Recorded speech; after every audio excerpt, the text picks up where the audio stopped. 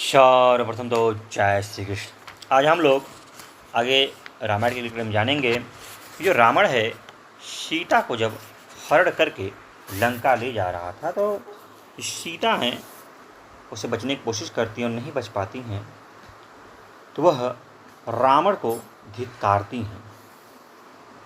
जो नीच कर्म कर रहा था इसके लिए बहुत धिक्कारती हैं कि आगे जब वो ज़बरदस्ती लेते हुए जा रहा था तब सीता ने देखा कि जंगल के किसी रास्ते पर 5 बंदर बैठे हुए थे, तो वहाँ पर उन्होंने अपने वस्त्र और आभूषण कुछ गिरा देते हैं, जिससे यह संदेश राम के पास पहुँच जाए कि मैं इसी रास्ते गई हूँ। रावण जब सीता को अपने लंकापुरी में ले गया है तो वह अपने अंतःपुर का दर्शन कराता है और सीता को अपनी पत्नी बन जाने के लिए कहता है। लेकिन सीता जो है वह राम में अपना अनुराग दिखाती, उन्हीं से प्रेम करती, यह बात रावण को बताती है कि मैं उनके सिवा किसी और को नहीं मान सकती। इन सब चीज़ों को आज हम लोग जानेंगे। इसके पहले की वीडियो को देखना है तो आप जाके देख सकते हैं। चलिए देखते हैं, समझते हैं, आप लोग बने रहिए।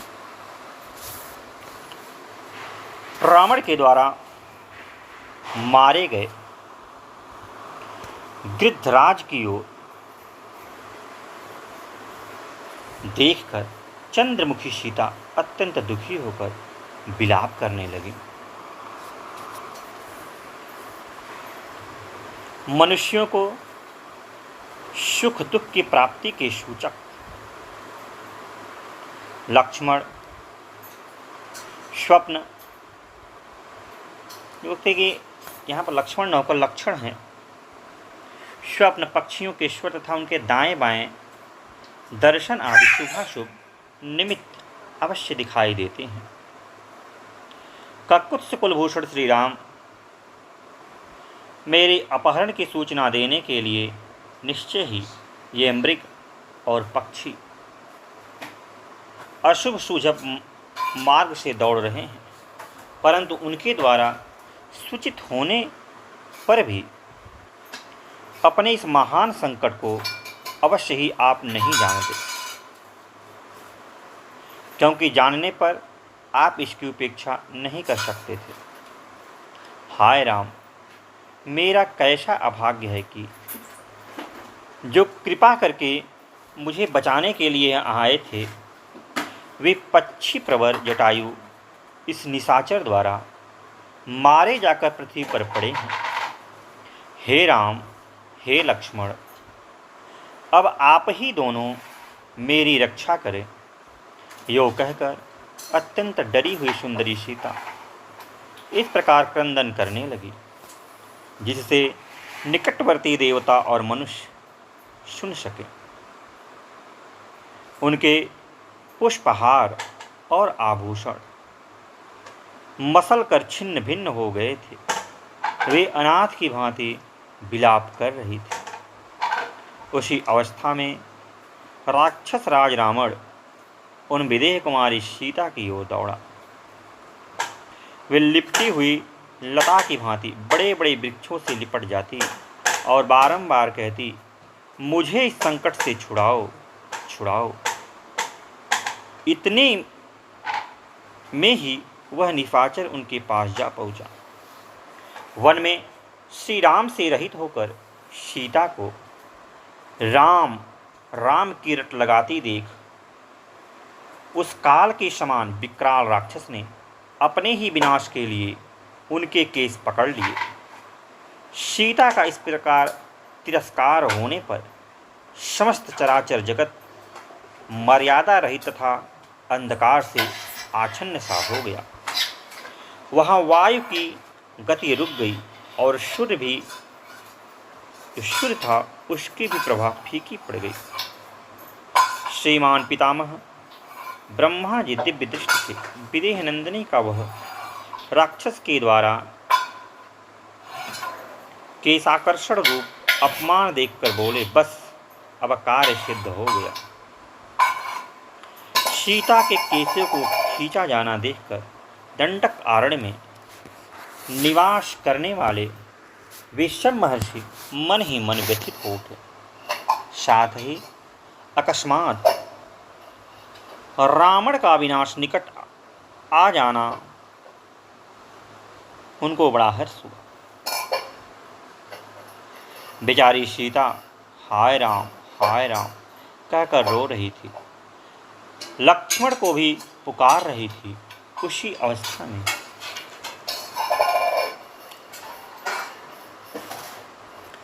राक्षसों का राजा रावण उन्हें लेकर आकाश से चल दिया। तपाए हुए सोने के आभूषणों से उसका सारा अंग विभूषित था। वे पीले रंग की रेशमी साड़ी पहनी हुई थी। अतः उस समय राजकुमारी सीता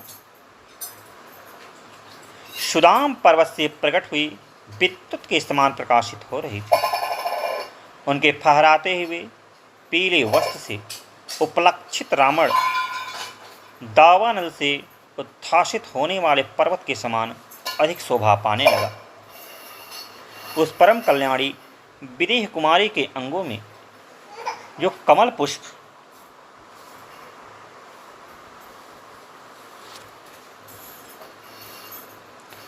थे, उनके किंचित अरुण और सुगंधित दल बिखर बिखर कर रावण पर गिरने लगे। आकाश में उड़ता हुआ उनका सुवर्ण के समान कांतिमान रेशमी पीतांबर संध्या काल में सूर्य की किरणों से रंगे हुए ताम्रवर्ण के मेघखंड की भांति शोभा पाता था। आकाश में रावण के अंग में स्थित सीता का निर्मल मुख श्री राम के बिना नाल रहित कमल की भांति शोभित नहीं होता था।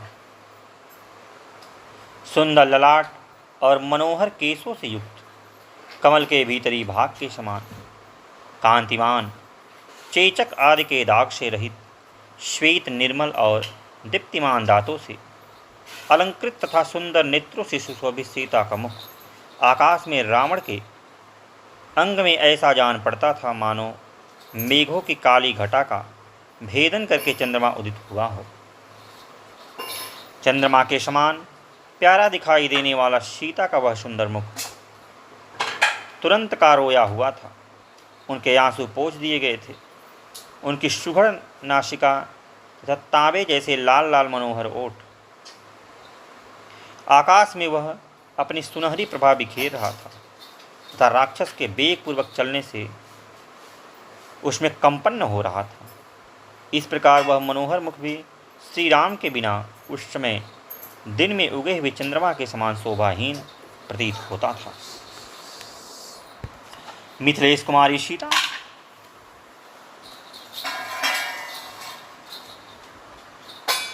श्री अंग सुवर्ण के समान दीप्तिमान था और राक्षस राज रावण का शरीर बिल्कुल काला था। उसकी गोद में वे ऐसी जान पड़ती थी मानो काले हाथी को सोने की करधनी पहना दी गई हो। कमल के केसर की भांति पीली तथा सुनहरी कांति वाली जनक कुमारी सीता तपे हुए सोने के आभूषण धारण किए रावण की पीठ पर वैसे ही शोभा पा रही थी जैसे मेघमाला का आश्रय लेकर बिजली चमक रही हो। विदेह नंदिनी के आभूषणों की झनकार से राक्षस राज रावण गर्जना करते हुए निर्मल नील मेघ के समान प्रतीत होता था।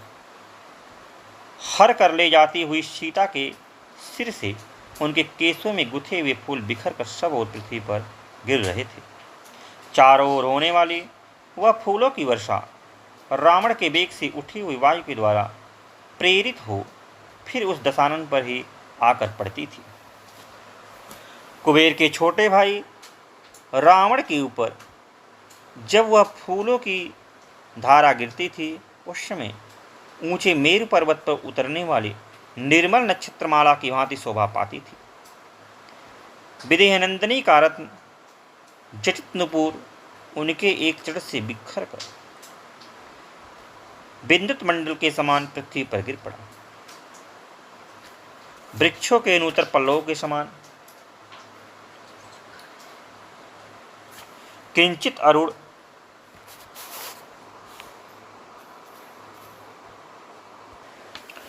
वर्ण वाली सीता उस काले कलुटे राक्षस राज को उसी प्रकार सुशोभित कर रही थी जैसे हाथी को कसने वाला सुनहरा रस्सा उसकी शोभा बढ़ाता हो। आकाश में अपने तेज से बहुत बड़ी उल्का के समान प्रकाशित होने वाली सीता को रावण आकाश मार्ग का ही आश्रय ले गया। जानकी के शरीर पर अग्नि के समान प्रकाशमान आभूषण थे। वे उस समय खनक खनक की आवाज़ करते हुए एक एक करके गिरने लगे, मानो आकाश से ताराएं टूट टूट कर पृथ्वी पर गिर रही हो। उन विदेह नंदनी सीता के अस्तनों के बीच से खिसक कर गिरता हुआ चंद्रमा के समान उज्ज्वल हार गगनमंडल से उतरती हुई गंगा के समान प्रतीत हुई। रावण के वेग से उत्पन्न हुई उत्पात सूचक वायु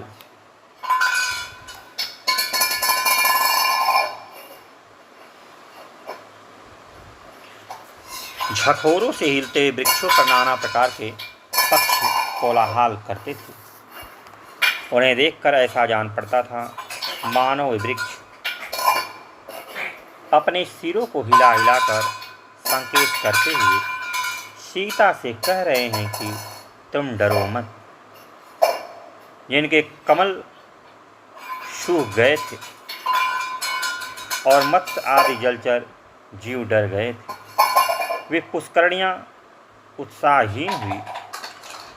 मिथिलेश कुमारी सीता को मानो अपनी सखी मानकर उनके लिए शोक कर रही थी।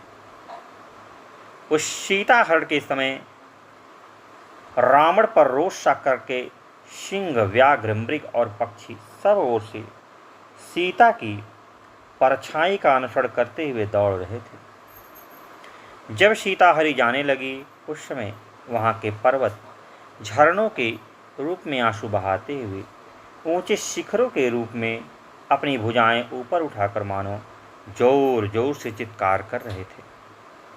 सीता का हरण होते देख श्रीमान सूर्यदेव दुखी हो गए, उनकी प्रभा नष्ट हो गई तथा उनका मुखमंडल पीला पड़ गया। हाय हाय!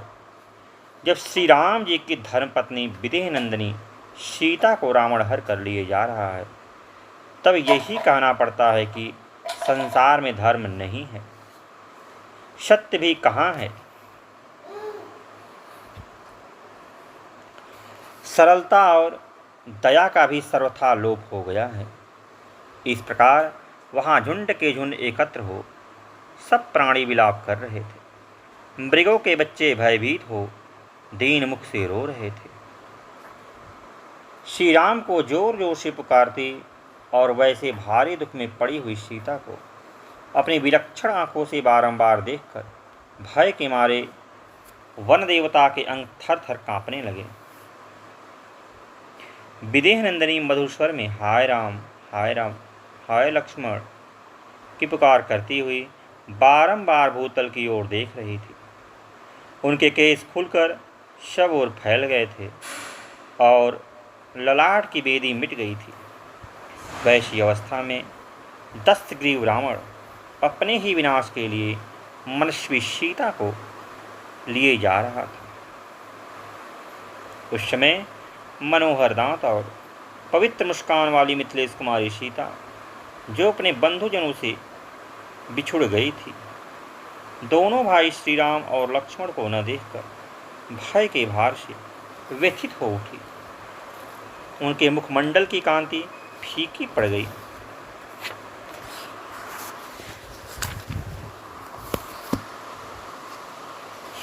रावण आकाश में उड़ते देख मिथिलेश कुमारी जानकी की दुखमग्न हो अत्यंत उद्विग्न हो रही थी। वे बहुत बड़े भय में पड़ गई थी। रोष और रोदन के कारण उनके आंखें लाल हो गई थी। हरी जाती हुई सीता करुणाजनक स्वर में रोती हुई उस भयंकर नेत्र वाले राक्षस से इस प्रकार बोली, ओ नीच रावण, क्या तुझे अपने इस कुकर्म से लज्जा नहीं आती है, जो मुझे स्वामी से रहित अकेली और असहाय जानकर चुराए लिए भागा जाता है। दुष्टात्मन, तो बड़ा कायर है।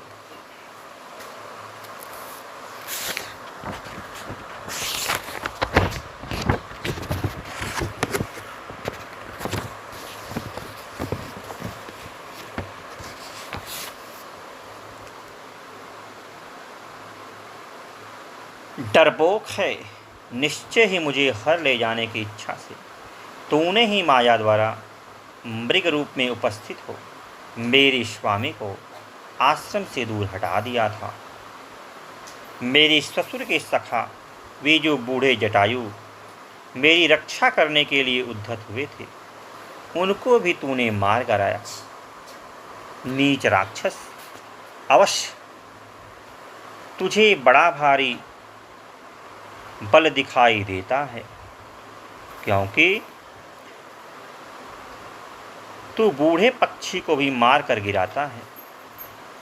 तूने अपना नाम बताकर श्री राम लक्ष्मण के साथ युद्ध करके मुझे नहीं जीता है।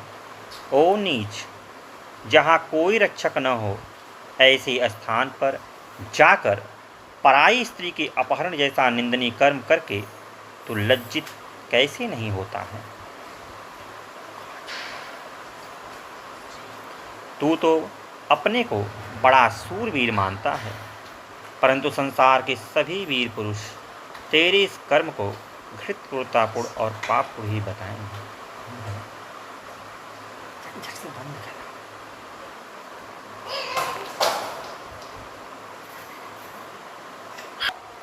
तू तो अपने को बड़ा सूरवीर मानता है, परंतु संसार के सभी वीर पुरुष तेरे इस कर्म को घृत क्रूरतापूर्ण और पाप रूप ही बताएंगे। तूने पहले स्वयं ही जिसका बड़े ताव से वर्णन किया था, तेरे उस शौर्य और बल को धिक्कार है।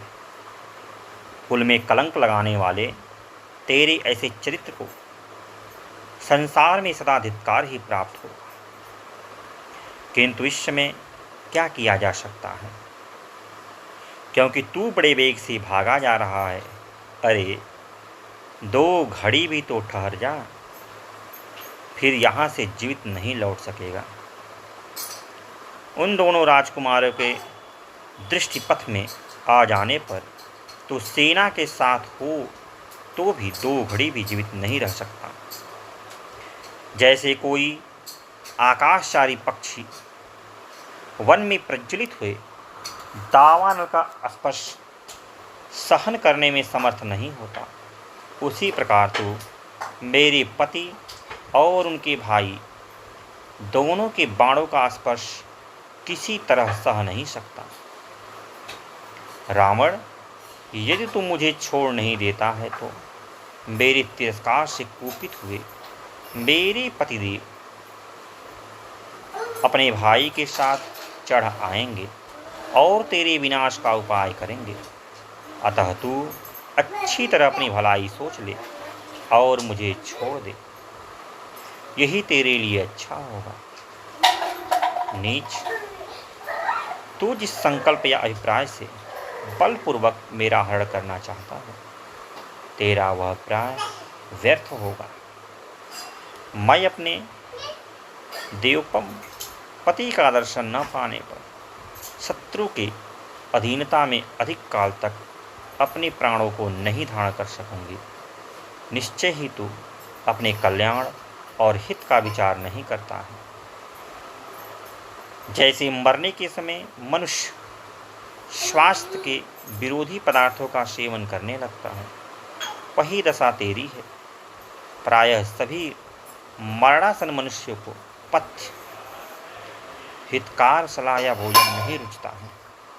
निशाचर, मैं देखती हूँ तेरे गले में काल की फांसी पड़ चुकी है। इसी से इस भय के स्थान पर भी तू निर्भय बना हुआ है। रावण, अवश्य ही तू सुवर्ण में वृक्षों को देख रहा है, रक्त का स्रोत बहाने वाली भयंकर वैतरणी नदी का दर्शन कर रहा है, भयानक असिपत्र वन को भी देखना चाहता है तथा जिसमें तपाए हुए सुवर्ण के समान फूल तथा श्रेष्ठ वैदुर्मणि नीलम के समान पत्ते हैं और इसमें लोहे के कांटे चिन गए हैं, उन तीखी शाल्मली का भी अब तो शीघ्र ही दर्शन करेगा। निर्दयी निशाचर, तो महात्मा श्री राम का ऐसा महान अपराध करके विष पान किए हुए मनुष्य की भांति अधिक काल तक जीवन धारण नहीं कर सकेगा। रावण, तू अटल कालपास से बच गया है। मेरे महात्मा पति से बचकर तू कहाँ जाकर शांति पा सकेगा। जिन्होंने अपने भाई लक्ष्मण की सहायता के लिए उनके बिना भी युद्ध में पलक मारते मारते 14,000 राक्षसों का विनाश कर डाला। वे संपूर्ण अस्त्रों का प्रयोग करने में कुशल बलवान वीर रघुनाथ जी, अपनी प्यारी पत्नी का अपहरण करने वाले तुझ जैसे पापी को तीखे बाणों द्वारा क्यों नहीं काल के गाल में भेज देंगे। रावण के चंगुल में फंसी हुई विदेह राजकुमारी सीता भय और शोक से व्याकुल हो ये तथा और भी बहुत से कठोर वचन सुनाकर करुण स्वर में विलाप करने लगी। अत्यंत दुख से आतुर हो विलाप पूर्वक बहुत सी करुणाजनक बातें कहती हुई, छूटने के लिए नाना प्रकार की चेष्टा करती हुई तरुणी भामती राजकुमारी सीता को वह पापी निशाचर हर ले गया। उस समय अधिक बोझ के कारण उनका शरीर कांप रहा था। रावण के द्वारा हरी जाती हुई विदेह नंदिनी सीता को उस समय कोई भी अपना सहायक नहीं दिखाई देता था। मार्ग में उन्होंने एक पर्वत के शिखर पर 5 श्रेष्ठ वानरों को बैठे देखा। तब सुंदर अंगों वाली विशाल लोचना भाविनी सीता ने यह सोचकर कि शायद ये भगवान श्री राम को कुछ समाचार कह सकेंगे, अपने सुनहरे रंग की रेशमी चादर उतारी और उसमें वस्त्र और आभूषण रखकर उसे उनके बीच में फेंक दिया। रावण बड़ी घबराहट में था, इसलिए सीता के इस कार्य को वह नहीं जान सका। वे भूरो आँखों वाले श्रेष्ठ वानर उस समय उच्च स्वर से विलाप करती हुई विशाल लोचना सीता की ओर एक टक नेत्रों से देखने लगे। राक्षस राज रावण पंपा सरोवर को लांघकर रोती हुई मैथिली सीता को साथ लिए लंकापुरी की ओर चल दिया। निशाचर रावण बड़े हर्ष में भरकर सीता के रूप में अपनी मौत को ही हर कर लिए जा रहा था। उसने वैदेही के रूप में तीखे दाढ़ वाली महाविशैली नागिन को ही अपनी गोद में उठा रखा था। वह धनुष से छूटे हुए बाणों की तरह तीव्र गति से चलकर आकाश मार्ग से अनेकानेक वनों, नदियों, पर्वतों और सरोवरों को तुरंत लांघ गया।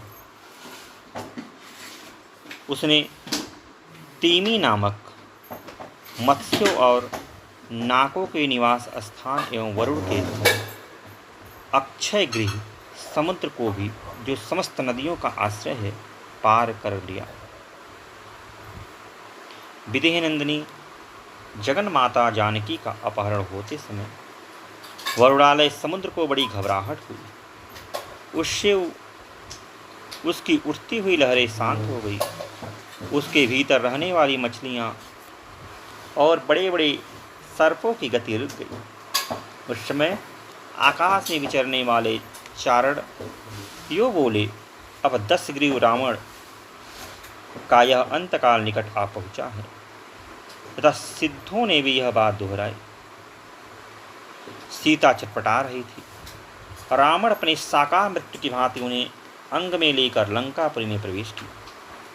वहाँ पृथक पृथक विशाल राजमार्ग बने हुए थे। पुरी के द्वार पर बहुत से राक्षस इधर उधर फैले हुए तथा उस नगरी का विस्तार बहुत बड़ा था। उसमें जाकर रावण ने अपने अंतःपुर में प्रवेश किया। कजरारे नेत्र प्रांत वाली सीता शोक और मोह में डूबी हुई थी। रावण ने उन्हें अंतःपुर में रख दिया। मानो मायासुर ने मूर्तिमती आसुरी माया को वहीं स्थापित कर दिया। इसके बाद 10 ग्रीव ने भयंकर आकार वाली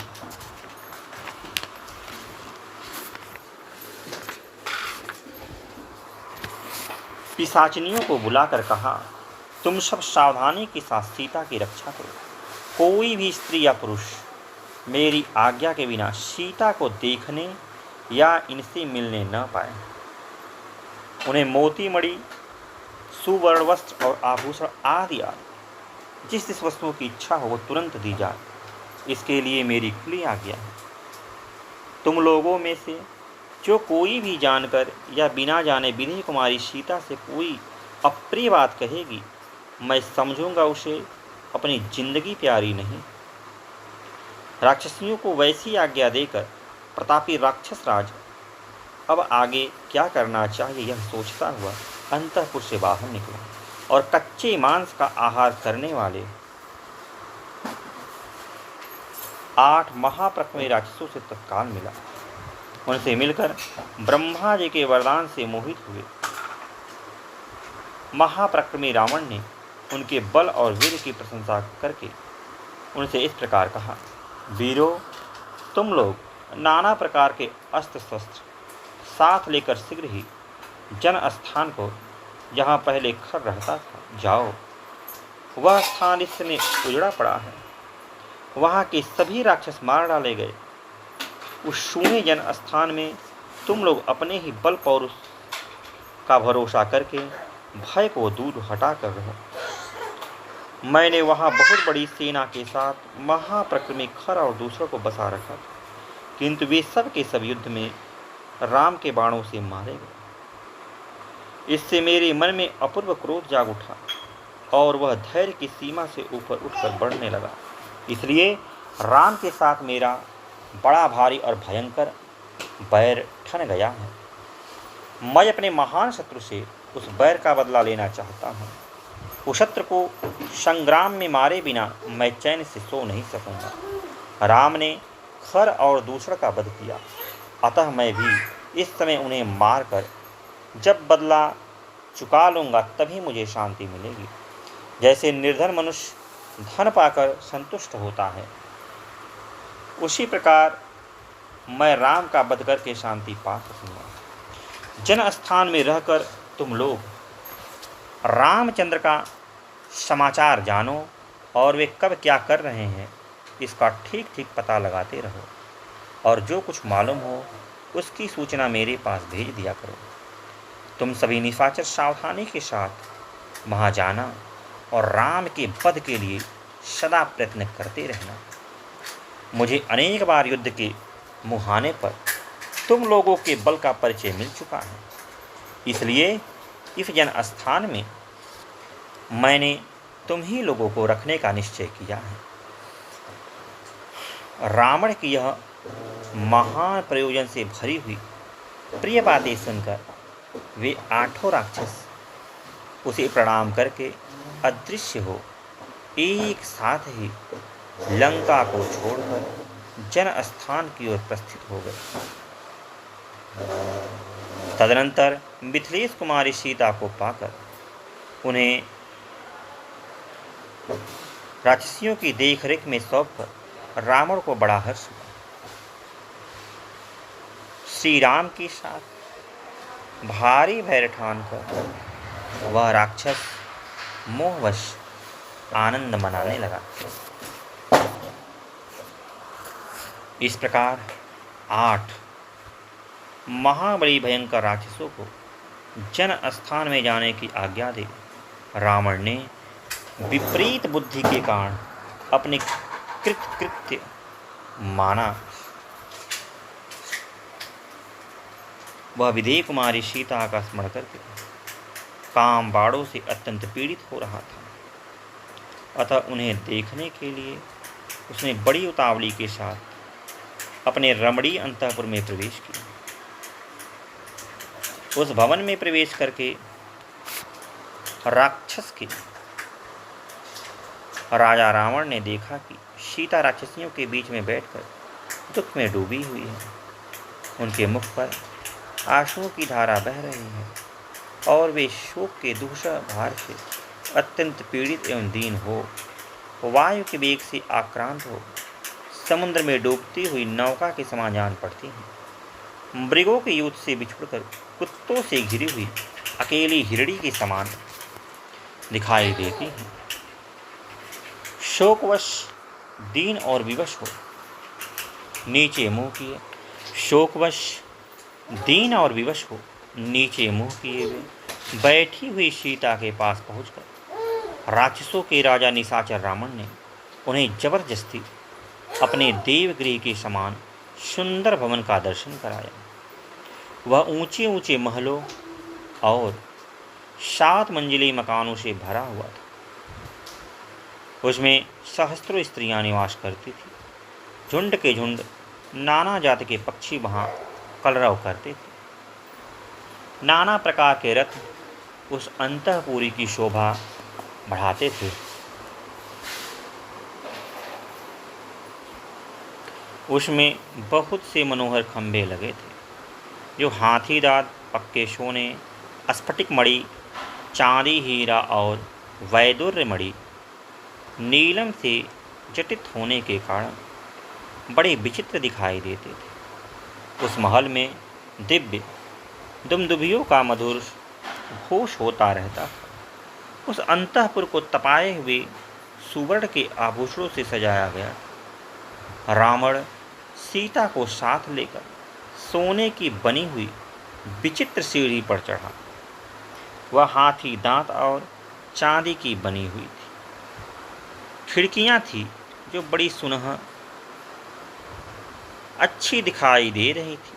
सोने की जालियों से ढकी हुई प्रसाद मालाएं भी दृष्टिगोचर होती थी। उस महल में जो भूभाग फर्श थे वे सुर्खी चूने के पक्के बनाए गए और उनमें मड़ियाँ जड़ी गई थी जिनसे वे सब के सब विचित्र दिखाई देते थे। दस्युग्रीव ने अपने महल की वे सारी वस्तुएं मैथिली को दिखाई।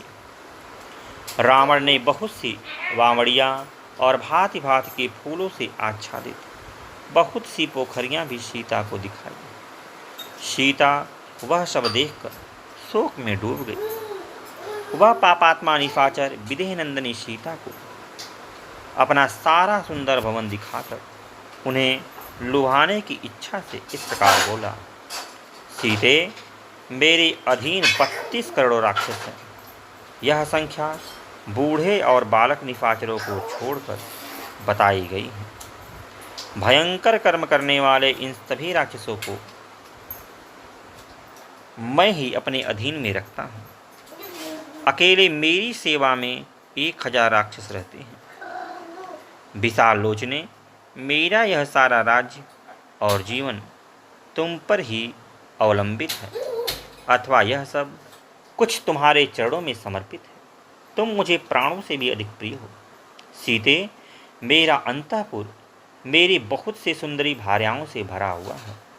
तुम उन सबकी स्वामिनी बनो। प्रिय, मेरी भार्या बन जाओ। मेरे इस हितकर वचनों को मान लो, इसे पसंद करो। इससे विपरीत विचारों को मन में लाने से तुम्हें क्या लाभ होगा? मुझे अंगीकार करो, मैं पीड़ित हूँ, मुझ पर कृपा करो। समुद्र से घिरी हुई इस लंका के राज्य का विस्तार 100 योजन है। इंद्र सहित संपूर्ण देवता और असुर मिलकर भी इसे ध्वस्त नहीं कर सकते। देवताओं, यक्षों, गंधर्वों, ऋषियों में भी किसी को ऐसा नहीं देखता जो पराक्रमी मेरी समानता कर सके। राम तो राज्य से भ्रष्ट, दीन, तपस्वी, पैदल चलने वाले और मनुष्य होने के कारण अल्प तेज वाले हैं। उन्हें लेकर क्या करोगी? सीते, मुझको ही अपनाओ, मैं तुम्हारे योग्य पति हूँ। भीरु, जवानी सदा रहने वाली नहीं है, अतः यहाँ रहकर मेरे साथ रमण करो। वरानने, सीते, अब तुम राम के दर्शन का विचार छोड़ दो। इस राम में इतनी शक्ति कहाँ कि यहाँ तक आने का मनोरथ भी कर सके। आकाश में महान वेग से बहने वाली वायु को रस्सियों में नहीं बांधा जा सकता, अथवा प्रज्वलित अग्नि की निर्मल ज्वालाओं को हाथ से नहीं पकड़ा जा सकता। शोभने, मैं तीनों लोकों में किसी ऐसे वीर को नहीं देखता जो मेरी भुजाओं से सुरक्षित तुमको पराक्रम करके यहाँ से ले जा सके। लंका के इस विशाल राज्य का तुम ही पालन करो। मुझ जैसे राक्षस, देवता तथा संपूर्ण चराचर जगत तुम्हारे सेवक बनकर रहेंगे। स्नान के जल से आर्द्र अथवा लंका के राज्य पर अपना अभिषेक कराकर उसके जल से आर्द्र होकर संतुष्ट हो तुम अपने आप को क्रीड़ा विनोद में लगाओ। तुम्हारा पहले का जो दुष्कर्म था वह वनवास का कष्ट देकर समाप्त हो गया। अब जो तुम्हारा पूर्ण कर्म शेष है उसका फल यहाँ भोगो। मिथिलेश कुमारी, तुम मेरे साथ यहाँ रहकर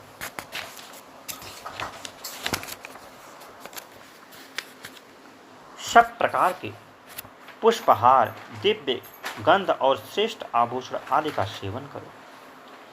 सुंदर कटी प्रदेश वाली सुंदरी, वह सूर्य के समान प्रकाशित होने वाला पुष्पक विमान मेरे भाई कुबेर का था, उसे मैंने बलपूर्वक जीता है।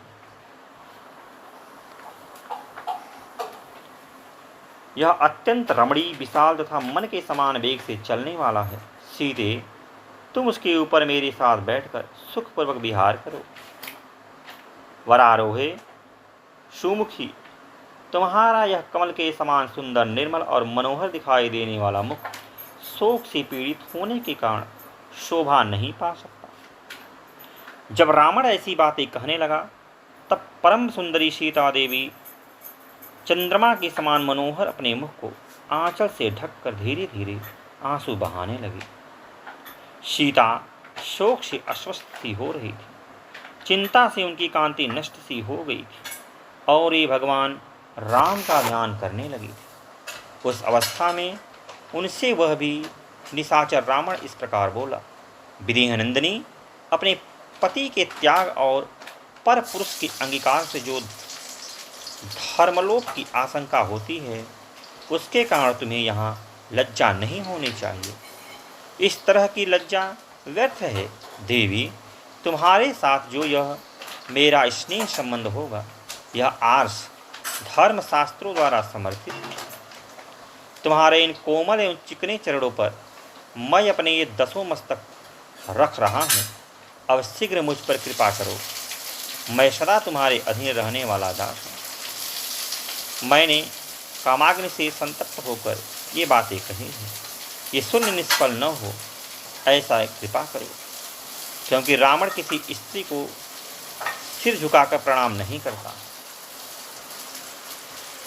केवल तुम्हारे सामने इसका मस्तक झुका है। मिथिलेश कुमारी जानकी से ऐसा कहकर काल के वशीभूत हुआ रावण मन ही मन मानने लगा कि यह अब मेरे अधीन हो गई है। रावण के ऐसा कहने पर शोक से कष्ट पाती हुई विदेह राजकुमारी सीता बीच में तिनके की ओट करके उस निशाचर से निर्भय होकर बोली, महाराज दशरथ धर्म के अचल सेतु के समान थे। वे अपनी सत्य प्रतिज्ञा के लिए सर्वत्र विख्यात। उनके पुत्र जो रघुकुल भूषण श्री रामचंद्र जी हैं, वे भी अपने धर्मात्मन के लिए तीनों लोकों में प्रसिद्ध हैं। उनकी भुजाएं लंबी और आंखें बड़ी बड़ी हैं। वे ही मेरे आराध्य देवता और पति हैं। उनका जन्म इक्ष्वाकु कुल में हुआ। उनके कंधे सिंह के समान और तेज महान हैं। वे अपने भाई लक्ष्मण के साथ आकर तेरे प्राणों का विनाश कर डालेंगे। यदि तू उनके सामने बलपूर्वक मेरा अपहरण करता तो अपने भाई खर की तरह जन स्थान के युद्ध स्थल में ही मारा जाकर सदा के लिए सो जाता। तूने जो इस घोर रूपधारी महाबलशाली राक्षस की चर्चा की है, श्री राम के पास जाते ही इन सब का विष उतर जाएगा। ठीक उसी तरह जैसे गरुड़ के पास सारे सर्प विष के प्रभाव से रहित हो जाते हैं, जैसे बढ़ी हुई गंगा की लहरें अपने कगारों को काट गिराती हैं, उसी प्रकार श्री राम के धनुष की डोरी से छूटे हुए सुवर्ण भूषित बाण तेरे शरीर को छिन्न भिन्न कर डालेंगे।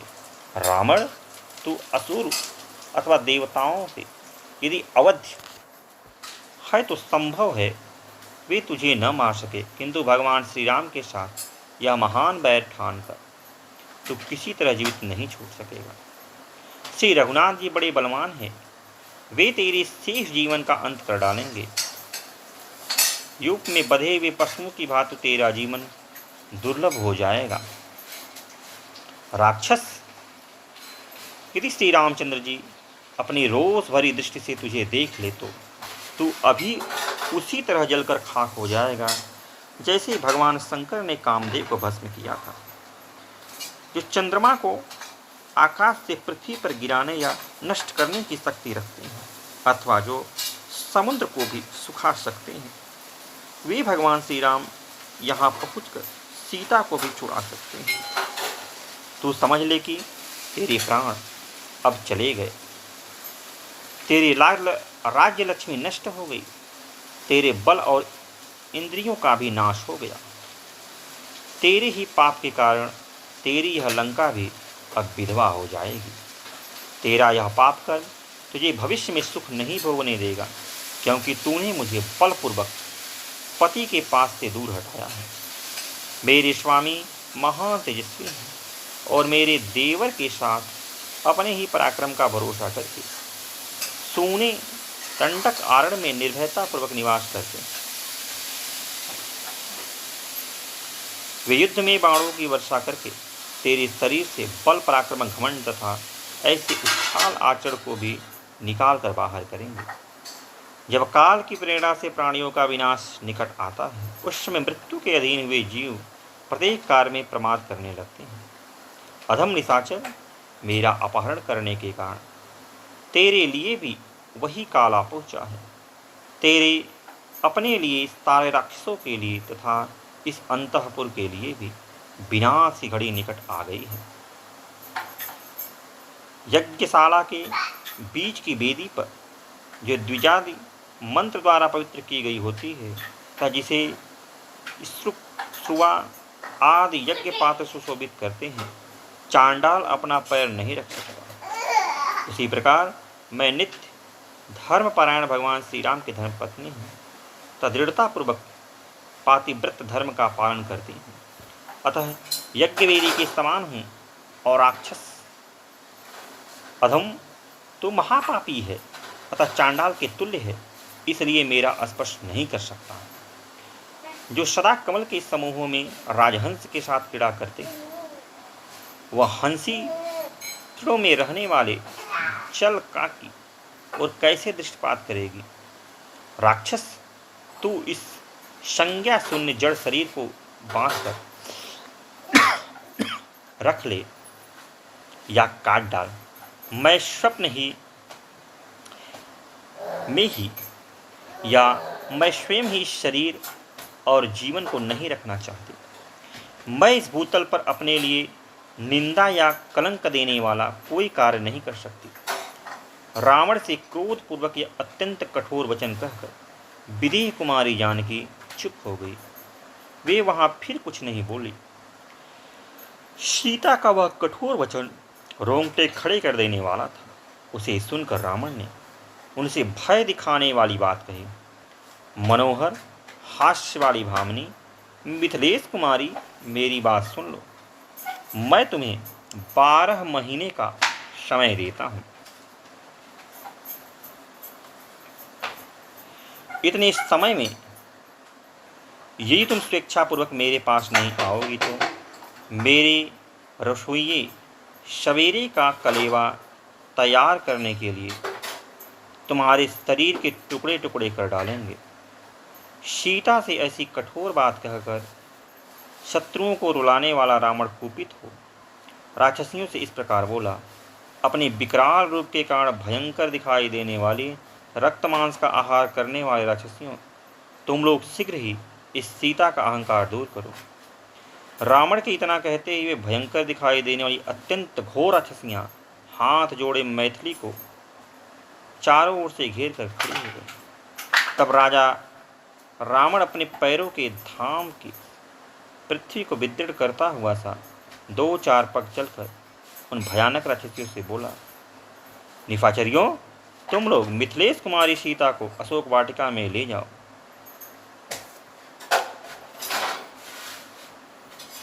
और चारों ओर से घेर कर वहां गूढ़ भाव से इसकी रक्षा करती रहो। वहां पहले तो भयंकर गर्जन तर्जन करके इसे डराना, फिर मीठे मीठे वचनों से समझा बुझाकर जंगल की हाथनी की भांति इस मिथिलेश कुमारी को तुम सब लोग वश में लाने की चेष्टा करना। रावण के इस प्रकार आदेश देने पर वे राक्षसियां मैथिली को साथ लेकर अशोक वाटिका में चली गई। वह वाटिका समस्त कामनाओं को फल रूप में प्रदान करने वाले कल्प वृक्षों तथा भांति भांति के फल फूलों दूसरे वृक्षों से भी भरी थी तथा हर समय मदमत रहने वाले पक्षी उसमें निवास करते थे। परंतु वहां जाने पर मिथिलेश कुमारी जानकी के अंग अंग में शोक व्याप्त हो गया।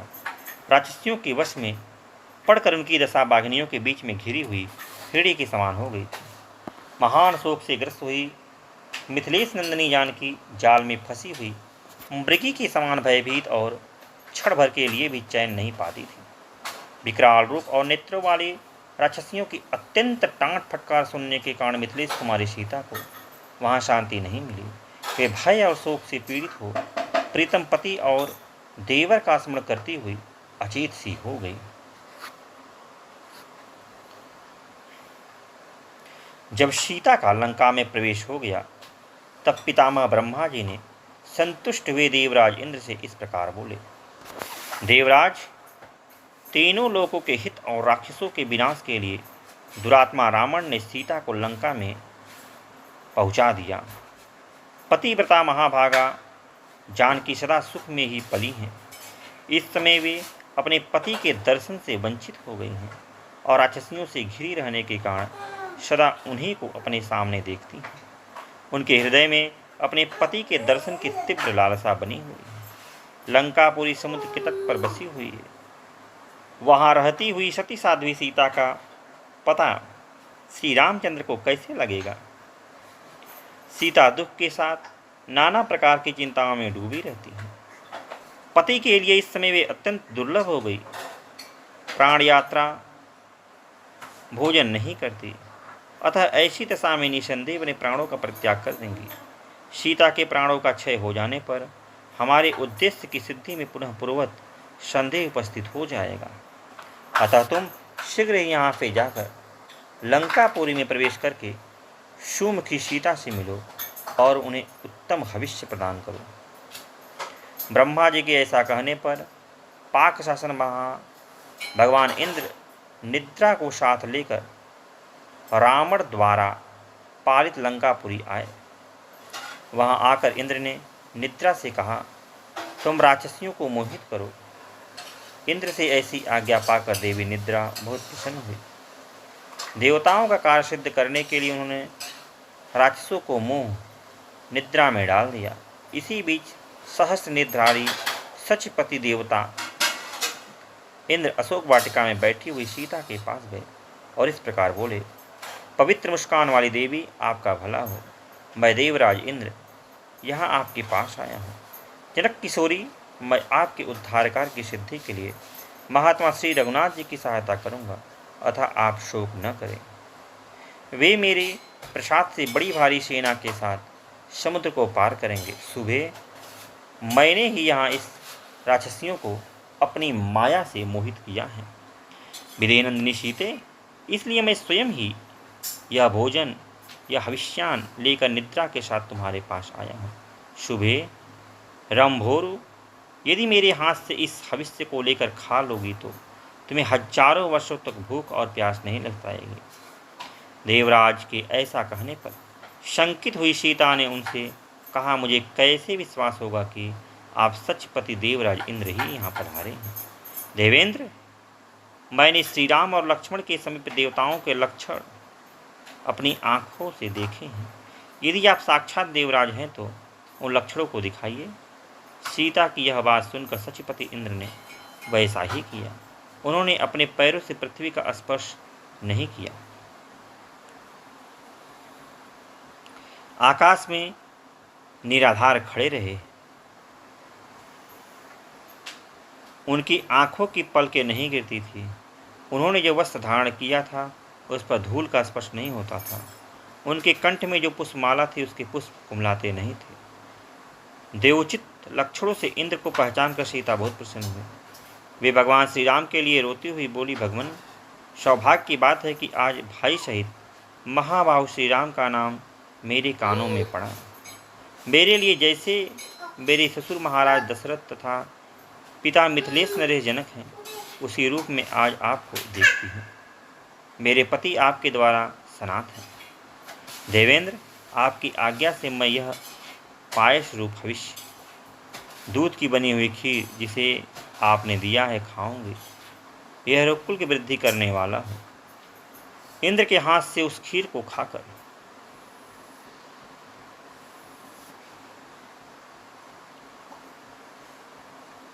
पवित्र मुस्कान वाली मैथिली ने मन ही मन पहले उसे अपने स्वामी श्री राम और देवर लक्ष्मण को निवेदन किया और इस प्रकार कहा, यदि मेरे महाबली स्वामी अपने भाई के साथ जीवित हैं तो यह भक्तिभाव से उन दोनों के लिए समर्पित। इतना कहने के पश्चात उन्होंने स्वयं उस खीर को खाया।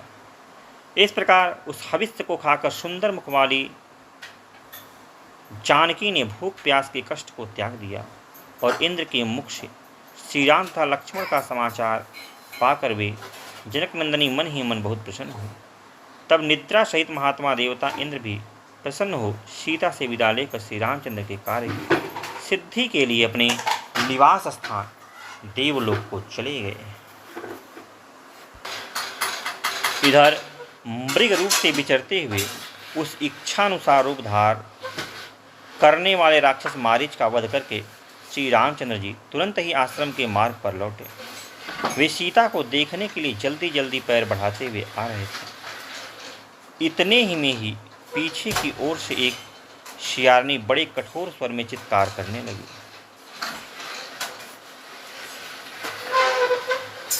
गिदड़ी के उस स्वर से श्री रामचंद्र जी के मन में कुछ शंका हुई। उसका स्वर बड़ा ही भयंकर तथा रोंगटे खड़े कर देने वाला था। उसका अनुभव करके वे बड़ी चिंता में पड़ गए। वे मन ही मन कहने लगे, यह शियारनी जैसे बोल रही है, इससे तो मुझे मालूम हो रहा है कि कोई अशुभ घटना घटित हो गई है। क्या विदेह नंदिनी सीता कुशल सी होगी? उन्हें राक्षस तो नहीं खा गए? मृग रूपधारी मारीच ने जानबूझकर मेरे स्वर का अनुसरण करते हुए जो आर्त पुकार की थी वह इसलिए कि शायद इसे लक्ष्मण सुन सके। सुमित्रानंदन लक्ष्मण वह स्वर सुनते ही सीता के भेजने पर उसे अकेली छोड़कर तुरंत मेरे पास यहाँ पहुँचने के लिए चल देंगे।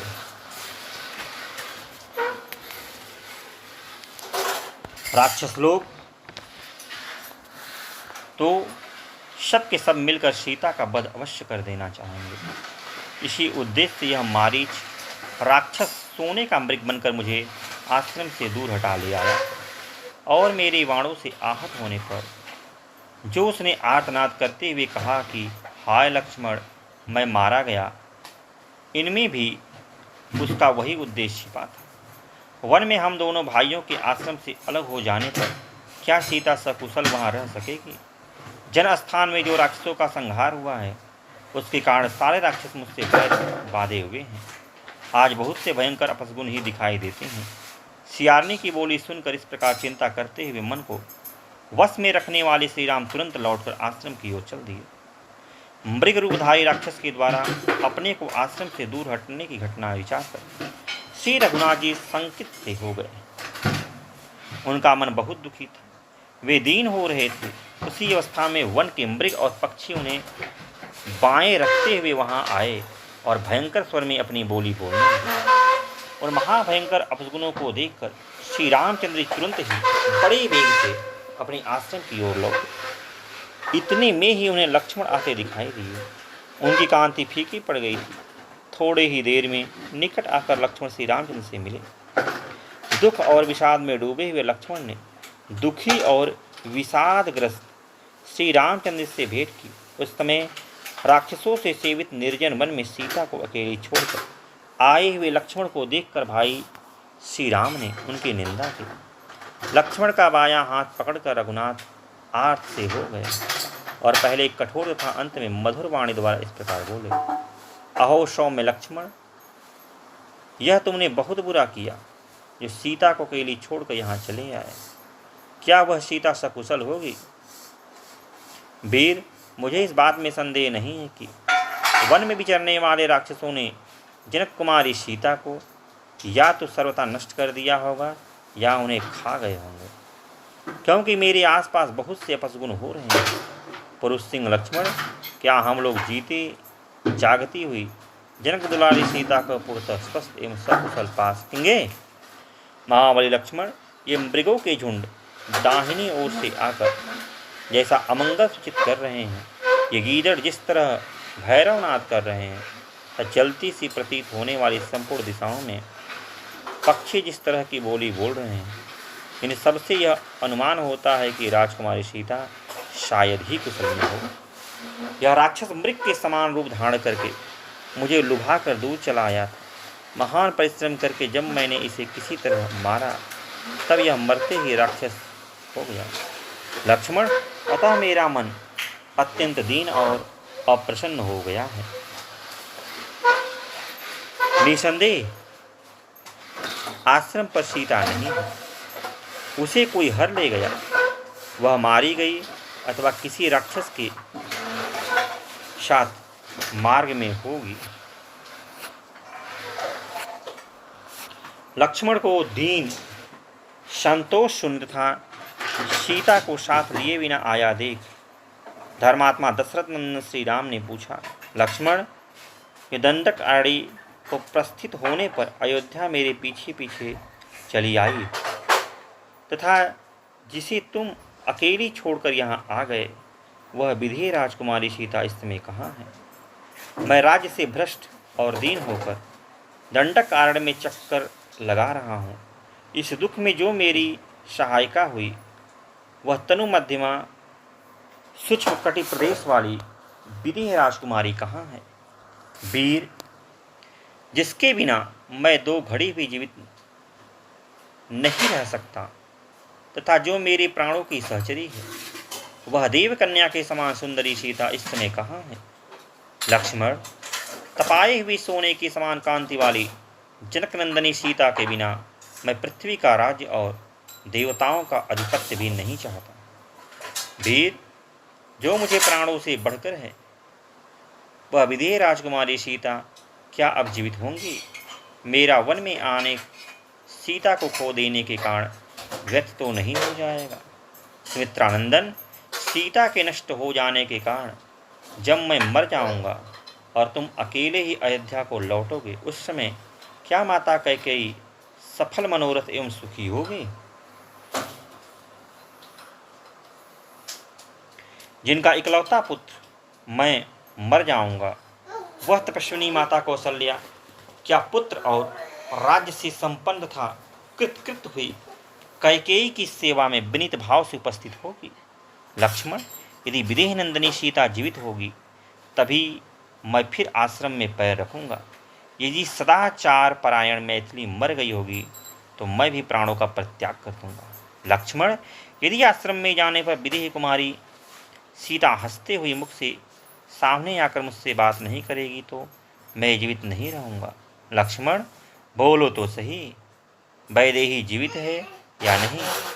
तुम्हारे असावधान होने के कारण राक्षस उस तपस्विनी को खा तो नहीं गए? जो राजकुमारी हैं, बाला भोली भाली हैं तथा जिसने वनवास के पहले दुख का अनुभव नहीं किया, वह वैदेही आज मेरे वियोग से व्यथित चित होकर अवश्य ही शोक कर रही होगी।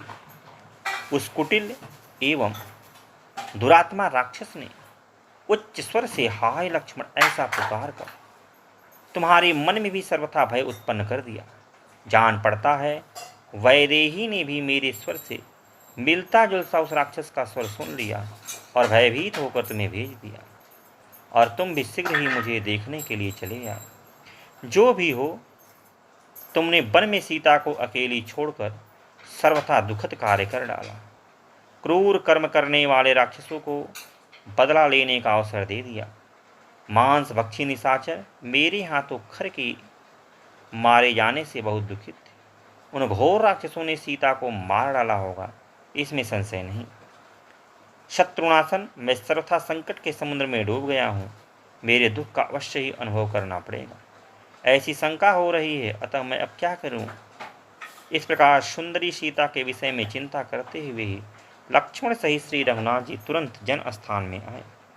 अपने दुखी अनुज लक्ष्मण को कोसते एवं भूख प्यासा परिश्रम से लंबी सांस खींचते हुए सूखे मुंह वाले श्री राम आश्रम के निकटवर्ती स्थान आकर उसे सूना देख विषाद में डूब गए। वीर श्री राम ने आश्रम में प्रवेश करके उसे भी सूना देखा। कुछ ऐसे स्थलों में अनुसंधान किया जो सीता के विहार स्थान थे। उन्हें भी सूना पाकर उस क्रीड़ा भूमि में यही वह स्थान है जहाँ मैंने अमुक प्रकार की क्रीड़ा की थी, ऐसा स्मरण करके उनके शरीर में रोमांच हो आया। वे व्यथा से पीड़ित हो गए। तो आज के लिए इतना है। फिर किसी दिन अन्य वीडियो मिलते हैं। तब तक के लिए जय श्री कृष्ण, जय श्री कृष्ण।